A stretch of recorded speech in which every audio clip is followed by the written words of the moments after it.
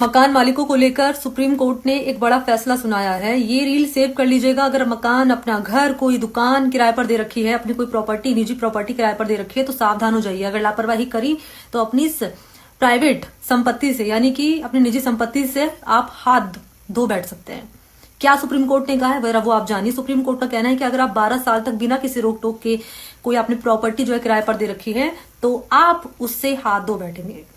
इसलिए हर 6 महीने में आप एक अग्रीमेंट जो है किराएदार से साइन जरूर कराइएगा। बेफिक्र होकर मत बैठिएगा कि अगर ये तो हम तो इसको जानते ही हैं, कोई दिक्कत नहीं, हर महीने किराया आ रहा है। लापरवाही अगर आप ऐसे बढ़तेंगे तो यही संपत्ति आपसे छिन जाएगी, क्योंकि अगर किराएदार जो है इस पर अपने हक का दावा कर देगा और 12 साल तक अगर आपने उसको रोका टोका नहीं होगा कानूनी तरीके से, तो ये जानकारी आपको होना बहुत जरूरी है।